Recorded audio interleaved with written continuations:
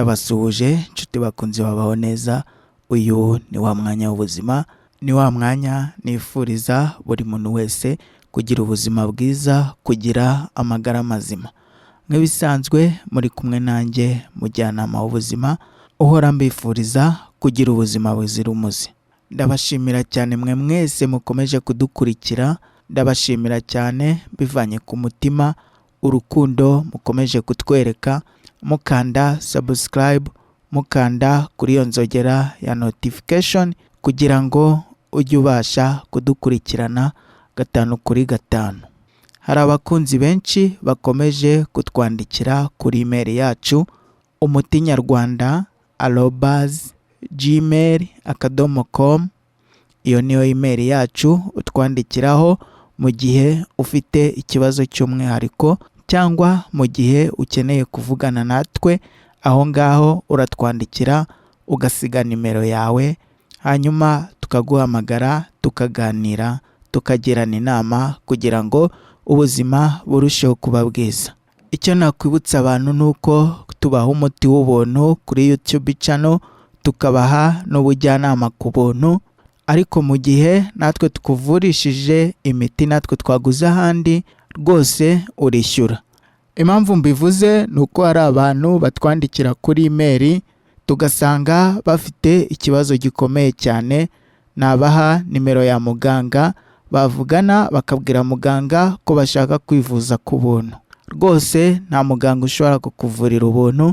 Niba tuguhaye umuti w'ubuntu hano kuri YouTube channel, kurikiza amabwiriza hanyuma umuti wikorere.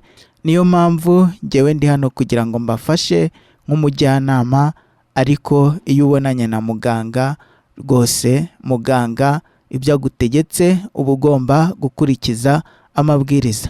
Nk'uko nabyiyemeje kujya mbagezaho ubujyanama butandukanye, noneho nakuzaniye kapo y'umugabo n'umugore bazajya babigisha umubano kugira ngo abubatse barusheho kugira ubuzima bwiza bakundanye, kandi n'abakundana nabo bagirwa inama mbere yo kurushinga.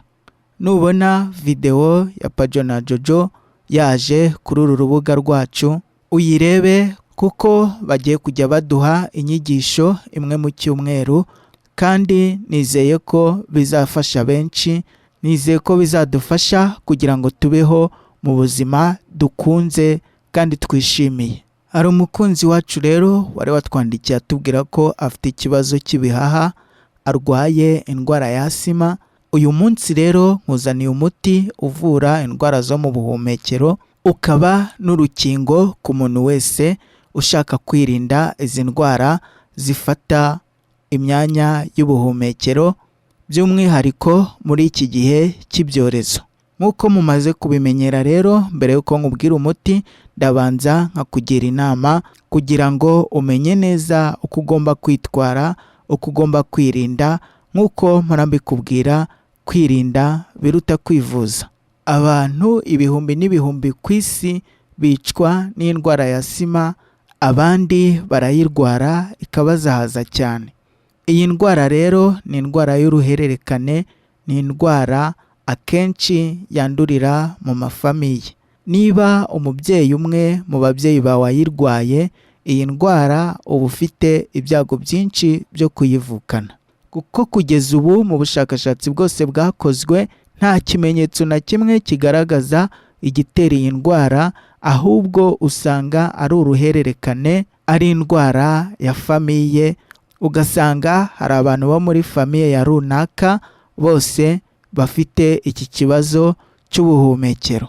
Iyi ndwara ifata inzira z'ubuhumekero, ni ukuvuga ngo ifata uduheha tujyana tukanavana umwuka mu bihaha, ari two duheha tuzamuka tugahinguka mu mazuru aho umuntu ahumekera. Utu duheha rero turabyimba tukikanyaga, umwuka ntubashe gusohoka cyangwa ngo winjire. Akaba ariyo mpamvu umurwayi wa asima iyo ageze kwa muganga bamuha pompe imufasha guhumeka, kuko utwo duheha tuba tutagikora. Iyi ndwara rero akenshi iterwa n'imyuka mibi duhumeka ikagenda ikangiza inzira z'ubuhumekero.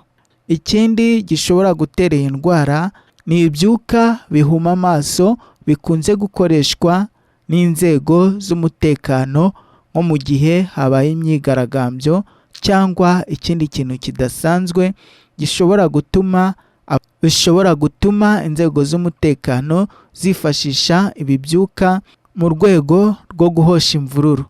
Ibi byuka rero ni bibi cyane kuko byangiza inzira z'ubuhumekero mu gihe ubihumetse. Ahandi hantu ushobora kwandurira iyi ndwara ni nko mu gihe ukora mu bucukuzi bw'amabuye y'agaciro cyangwa ku bantu bakora imihanda. Ririya vumbi rishobora kugenda mu gihe udafite ubwirinzi ngo ube ufite agapfukamunwa n'amazuru neza. Ririya vumbi riragenda rikangiza turiya duheha tukaziba.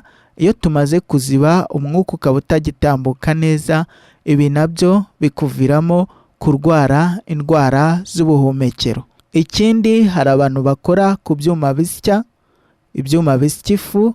Ngira ngo niba warageze ahantu hari ibyuma bisya ifu ukuntu iriya fu itumuka, iyo umuntu ukora kuri iki cyuma adafite ubwirinzi, iriya fu uko ayihumeka iragenda ikazibya turiya duheha dutwara tukanavana umwuka mu bihaha. Iyo tumaze kuziba rero turabyimba, akaba ari cyo gihe bavuga ko yarwaye indwara ya asima.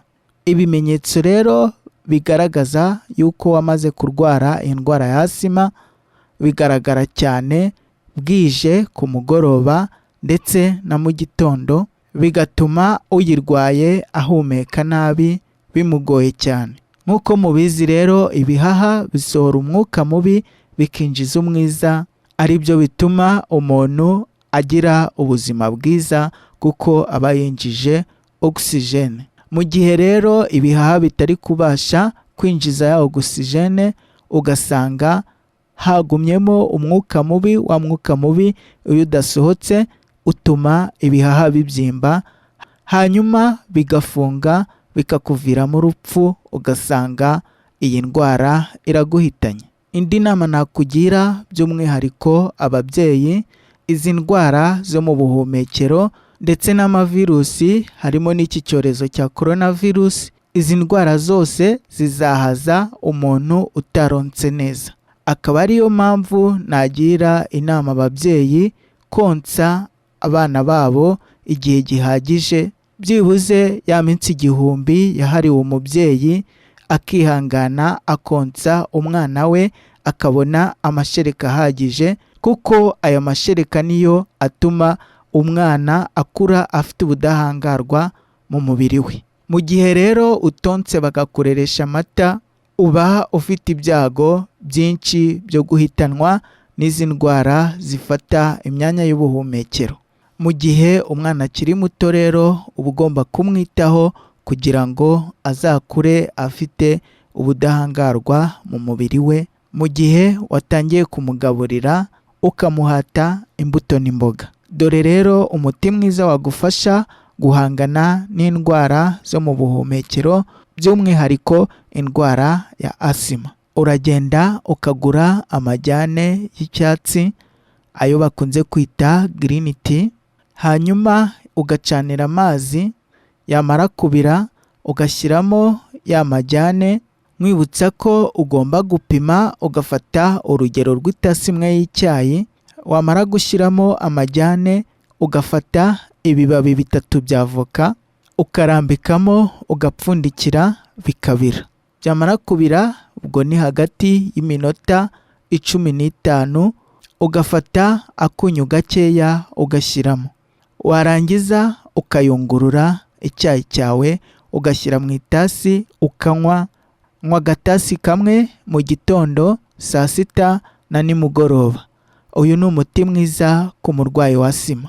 Naho ku muntu ushaka kwikingira cyangwa afite ikibazo cyo kugira gaze nyinshi mu gifu, ashaka ko umubiri we ugira ubudahangarwa, akora iki cyayi nk'uko nabibabwiye, ariko we ntabwo ashyiramo umunyu, ahubwo ushyiramo ibiyiko 2 by'ubuki, ukabutekana ukareka bikabira. Byamara kubira ugateruraho ukayungurura icyayi cyawe ukakinywa. Aha ngaho agatasi kamwe ku munsi kaba gahagije. Niba wari ufite ikibazo cyo mu gifu, ufite gaze nyinshi, urwara ibirungurira, utura imibi, gaze y'igifu yazamutse, ufite ikibazo cy'amasinezite, udahumeka neza, uyu ni umuti mwiza kandi wizewe. Murakoze cyane rero, mwari kumwe nanjye mujyanama w'ubuzima, mwibutsa gukanda kuri subscribe niba utarabikora. Nawe wamaze kubikora, ndagushimiye cyane. Naho ubutaha.